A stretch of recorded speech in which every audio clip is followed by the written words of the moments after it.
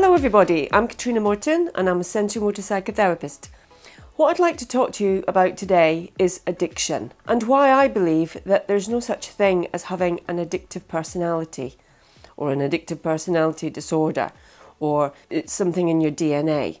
That's just not been my experience of working with people. And also, if you really like these videos, if you're finding them helpful, useful, enjoyable, then like and subscribe because it really helps. It builds our following up, it gets us out there to more people, and it helps us help more of you.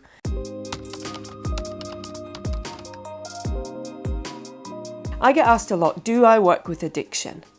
And if so, do people need to be clean off everything before they come and see me? Which I know is a rule for an awful lot of organisations. The NHS pretty much has that rule as well, and a lot of therapists that believe that. I actually don't, because my experience has showed me, and this is like experience over many years, hundreds and hundreds of people, that people who have an addiction have a trauma. They've got a void, they've got a compulsion, they've got an emptiness that they're trying to fill. They've got something that they're trying to mute down, run away from, escape from. And those things all have an addiction, an addictive part of us. They develop into this thing that's got a voracious appetite for whatever it is, a narrative that goes on in the head. But we don't just do these things to make our lives difficult. We don't self-sabotage ourselves for no good reason. I know it might feel like that sometimes because things that we're doing can really get in the way of our normal life, can really derail us and just make everything seem impossible. And addiction is a terrible thing because once it gets its hooks in you, it's really hard to just uncouple from it.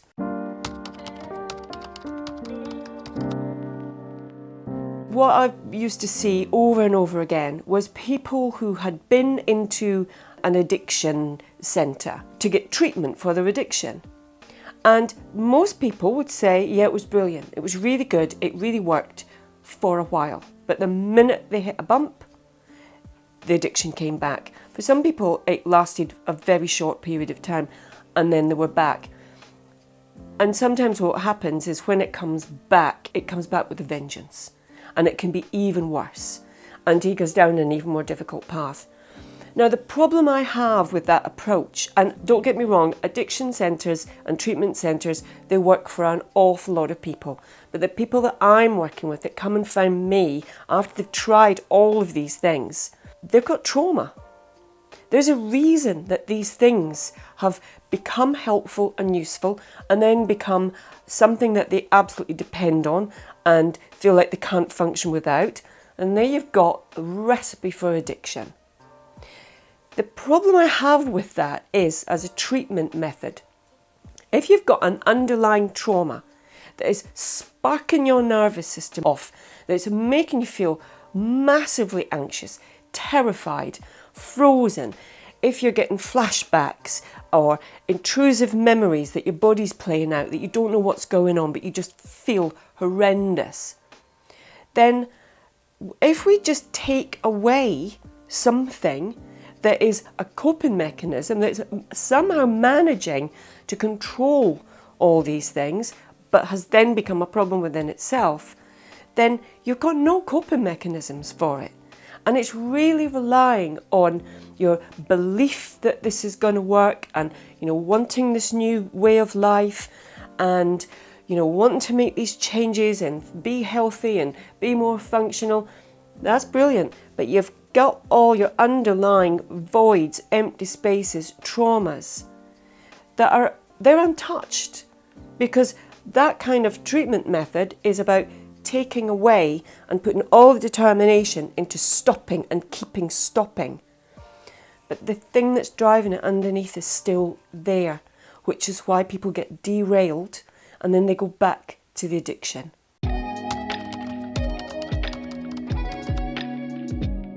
When I'm working with somebody and I know they've got a problem with addiction, sometimes 1 or 2, 3 or 4 things. If all I was to do was say, okay, I'm going to help you stop this, I'm going to be playing whack-a-mole another one's jumping up, bang, stop that one. Oh, something else is up, bang.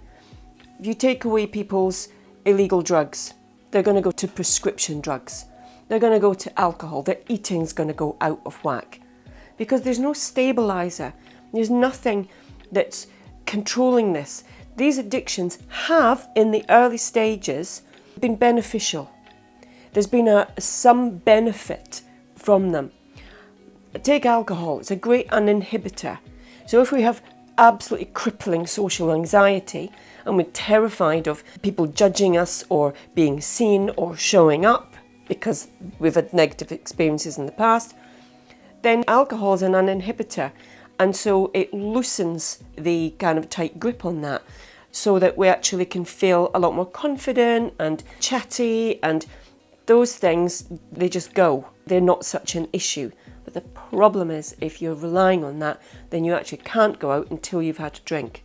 For people with an incredibly dysregulated nervous system that have had serious amounts of trauma and their nervous system goes off and they're just completely gone, cocaine is a really effective way of completely shifting someone's state. And again, it serves a purpose. That's the same for any addiction and any drug. In its first instance, it's been useful.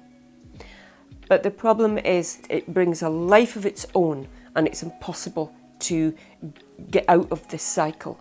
So the first thing we have to do is try and find out what it is, what benefit from that addiction is being served by the trauma, by your nervous system. What is it that it's giving? So that we can get a real sense of, right, okay, we need to be able to either heal these things, process the trauma, or find much healthier ways of regulating. If we need to numb our system down, then we need to be able to find ways of minimizing where the activation is, taking our awareness to something else. Maybe it might even be a distraction external to our body, but we're in control of it and in charge of it, and it's actually doing what we need it to do. And so we need to backtrack from the addiction to try and find out what is it that it's providing that is so necessary, because we've got a complete unmet need or massive triggers going off in our nervous system.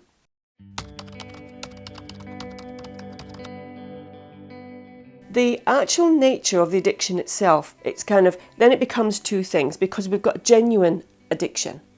And trying to build up our resources, deal with the trauma. In theory, what should happen is that we don't need these things anymore. Now, if they're just coping mechanisms without a kind of addictive quality to them, then they just deplete because we don't need them as much. We almost forget, oh, it's ages since I did X, Y, or Z. The addict is different.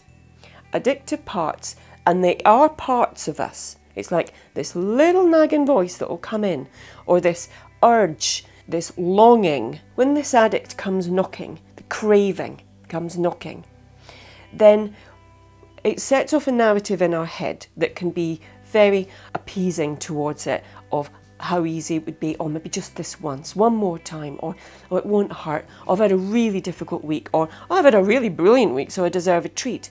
The addict is opportunistic. It's always waiting for the door to be opened, for the opportunity to come back in. And it's not like it's a part of us that we need to demonise and get rid of, because life's not like that. We're a complete system. But we have to get to know how our addict, what it tells us, how much we believe it, and when it comes knocking on opportunity. And so if we've had a really tough week and it feels like everybody's been getting at us, it's all been negative, one thing after another, and sometimes these things happen, Often, if one rotten thing happens, we'll have 2 or 3 rotten things. It's like, oh, for God's sake. Those are the times you've got to be really, really careful, because your addict will come knocking on the door. You'll feel the craving, and the narrative will come up in your head about all the reasons that that's a really good idea. If you know you're self-isolating and pulling yourself away, those things love it, because addictions usually keep you away from other people, on your own. There's things that you do in secret, And sometimes the things that take us out of our normal kind of pattern, they might keep us up really late at night, and then that nocturnal pattern starts to come. And once we get into that cycle, it's really hard to break it. So when we know how our addiction is serving us, then it becomes much more easy to recognise when it's knocking at the door and what else is going on in your nervous system, because that's the time that you've got to do the work. And you might need to reach out to somebody to help you do the work, to stop you going down that route. But you've got to have something that takes the place of what the addict was providing. Otherwise, when it all hits the fan, what on earth have we got? And it might not be enough for everybody to just stick with the determination to be motivated for tomorrow to be a better day. If this has been a crappy week, then that's a really tough call. And that addict is so persuasive. It says all the right things because it wants you to open that door and go down there, and it's got you again. It's powerful. And we have to be very respectful of the power of our addict part. But we have to also be really respectful of the absolute carnage that trauma and a dysregulated nervous system can have on us. But we can work with this, we can sort this, we can help it regulate, we can help all those wounds fill. But we've got to be able to listen to what the body's telling us. It's not a head thing. Just using pure determination and, oh, I'm going to do this. It's not enough if your nervous system is working against you for no fault of its own, because it's been wounded, it's been traumatised. We've got to work with that.